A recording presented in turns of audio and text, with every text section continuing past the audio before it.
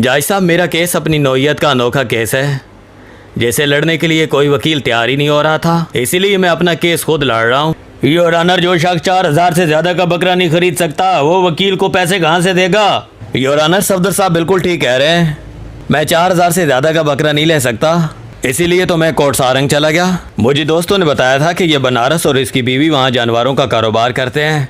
मैंने भी इनसे 3500 का बकरा लिया, बल्कि बकरे का बच्चा था। वहाँ इसका छोटा भाई भी मौजूद था। मुझे कहने लगा महीने का 1000 रुपया भेजते रहना और बकरा यहीं छोड़ जाओ। यहाँ हम बाकी जानवरों की देखभाल करेंगे, तुम्हारा बकरा भी पलता बढ़ता रहेगा। 6 महीने बाद आकर ले जाना, तुम्हारा बकरा जवान हो जाएगा।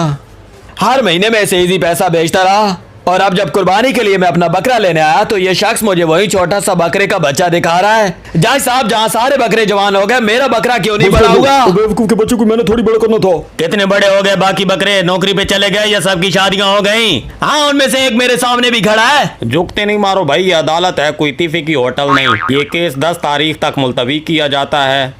10 तारीख को सबूत भी साथ लेकर आए। तारीख पे तारीख, तारीख पे तारीख, तारीख पे तारीख, तारीख पे तारीख मिलती रही है, लेकिन बकरा नहीं मिला मिलॉर्ड।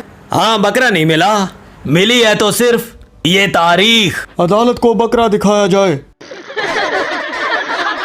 ये तो वाकई बहुत मासूम है। इससे बड़ी तो कुकड़ी होती है। 4 दिन बाद कुर्बानी की ईद है, ये 6 माह में बड़ा नहीं हुआ तो 5 दिनों में कैसे बड़ा होगा ये? मुझे क्यों तंग करो? तुम्हारा सौदा तो मेरे छोटे भाई के साथ था। छोटे भाई को बुलाया जाए। जैसा भी, ये तो फजलदार है, वो बकरा इसका तो है ही नहीं, वो तो फजल इलाही का है।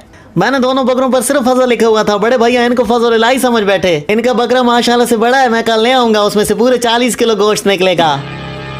ऐसे छोटे मोटे मसले खुद हल कर लिया करो। क्या आप तुम लोगों के बकरों और खोतियों के मसले भी अदालतें हल करेंगी?